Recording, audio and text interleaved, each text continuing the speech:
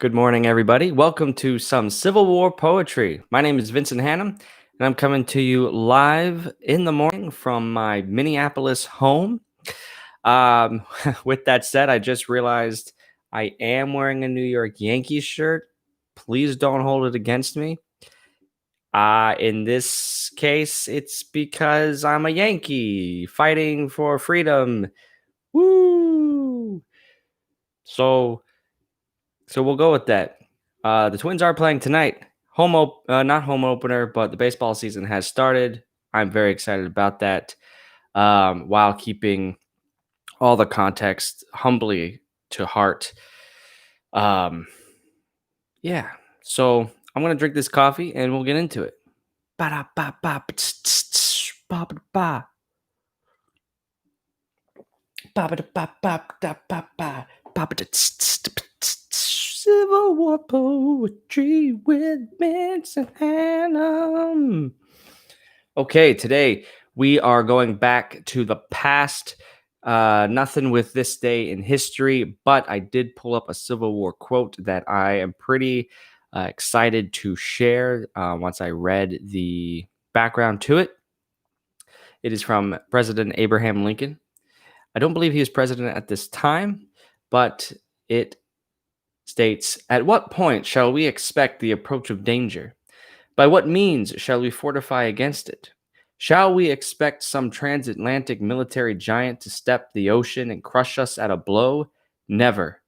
All the armies of Europe, Asia, and Africa combined with all the treasure of the earth could not by force take a drink from the Ohio or make a track on the Blue Ridge in a trial of 1,000 years. If destruction be our lot, we must ourselves be its author and finisher. As a nation of free men, we must live through all time or die by suicide." And I thought, those are some strong words from Abraham Lincoln. I'm just gleaning some, if the United States is to fall, it's not going to come from someone across the ocean. It's going to be within our own borders where we just, what is America's Achilles heel, tragic flaw? I don't know. I'm just asking those questions. But in these uncertain times, just voter fraud comes to mind. Not that, not the existence of voter fraud, but the belief that that is real. uh, and just all things election related. So I don't know. Just food for thought. Planting that there for you. From Abraham Lincoln. That was his Lyceum speech, which I did look up. He delivered it in 1838. Okay, so that was quite a few years before the war. Definitely no president there before his name. So moving on to the poetry section, we got a couple of authors who have featured before on this show. One is Emily Dickinson. You know her, you love her. She's here again. The other is Margaret Preston, a Southern writer, Confederate, sympathizer, loyalist. And we have featured one of her poems before. So I will start off by reading a couple of bios. I'll start with Emily Dickinson. Lived from 1830 to 1886. Was born in Amherst, Massachusetts, to a prominent New England family. Though one of the great American poets, she saw only 7 of her 1,775 poems published, all of them anonymously. It wasn't until Poems, the first collection of Dickinson's poetry, published 4 years after the poet's death, that her work began to receive proper notice. Wow. I'm just like, God, you write nearly 2,000 poems in your life. You don't credit yourself for any of them. You die, then you become one of the top 2 greatest American poets of all time? I don't know. Someone argue with me. or not. Just agree with me. So that's Emily Dickinson. And her poem today is called It Feels a Shame to Be Alive.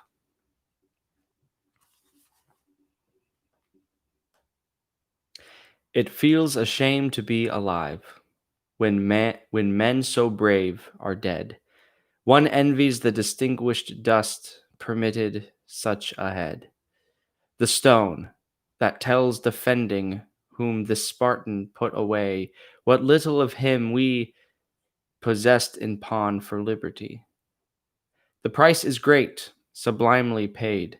Do we deserve a thing that lives like dollars, must be piled before we may obtain? Are we that weight sufficient worth, that such enormous pearl as life dissolved be for us in battle's horrid bowl? It may be a renown to live. I think the man who die, those unsustained saviors, present divinity.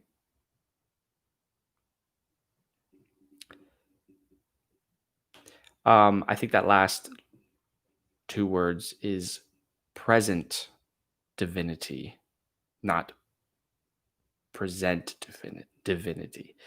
I'm going to say that was the most complicated poem I've read in terms of syntax and structure. There's a link below. You can click it out to this poem and you can follow along. But there are a lot of just dashes. So I was trying to pause. Maybe that was the effect. Yeah, I would love to sit down with somebody and just like take a pencil to this and just mark it up and go through it and be like, what is she trying to say? What are the feelings she's trying to elicit from us? And then tackle it again.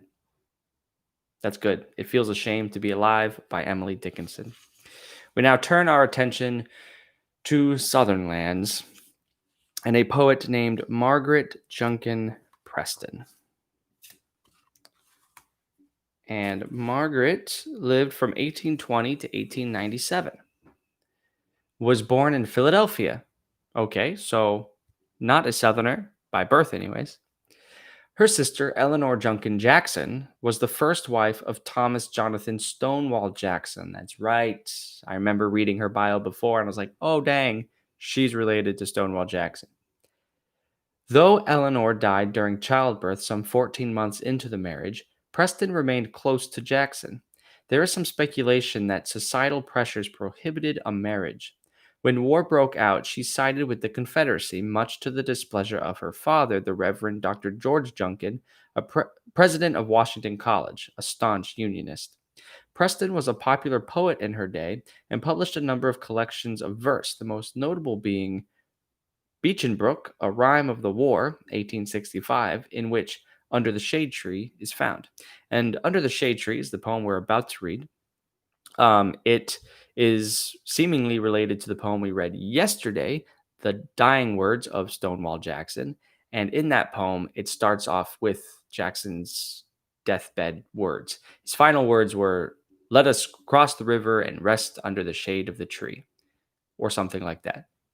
But that's what this poem is called. I'm assuming it alludes to Jackson, who was maybe her lover, but at one point her brother-in-law. Fascinating. So, yes, I would also love to read more Preston. Unlike Dickinson, she clearly had her day in the sun while she was alive. Good for her. Yeah, maybe I'll check out Beechenbrook, A Rhyme of the War. Maybe that's at the Hennepin County Library. Support your local libraries, folks. Great source.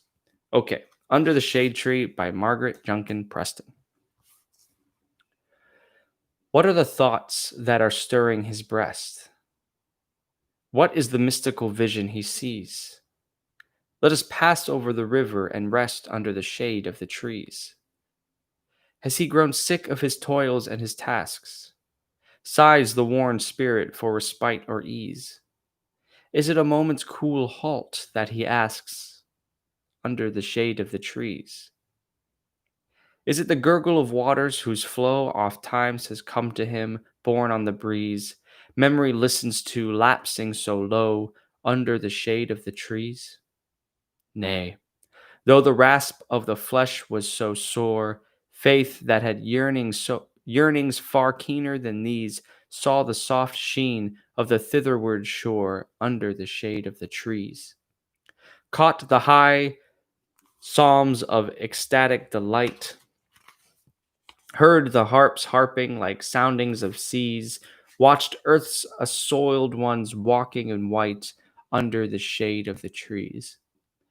Oh, was it strange he should pine for release, touched to the soul with such transports as these?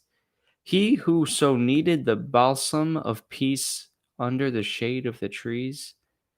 Yea, it was noblest for him, it was best, questioning not of our Father's decrees, there to pass over the river and rest under the shade of the trees. Okay.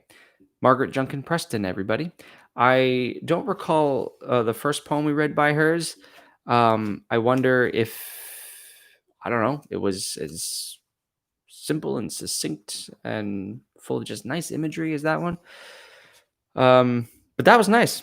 And especially when you consider her relationship to Jackson, I don't know, it kind of adds a nice layer of, oh, yeah, my love is, he died, but his last words were under the shade of the trees. What does it mean?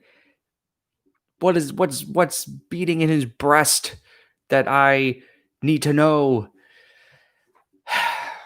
Margaret, I don't know. I can't tell you anything. I can tell you you were on the wrong side of history, but beyond that, I mean, I don't know. You kind of got a nice poem. Yeah, it looks like there's been 3 other Stonewall Jackson poems in here. That was the third I've read so far. Very interesting. Kind of tells you a little bit about his standing at the time and his place in history. So tomorrow not tomorrow. It is Friday. Happy Friday, everybody. We will be back on Monday, our last full week of some Civil War poetry. And on Monday, we will be hitting the ground running with a poem from Private Miles O'Reilly. That is called The 1037. That'll be our Union poem for Monday. And our Confederate poem for Monday will be by James Ryder Randall. And that is called John Pelham. All right, there you go, folks. Thank you so much. Thanks for following me along.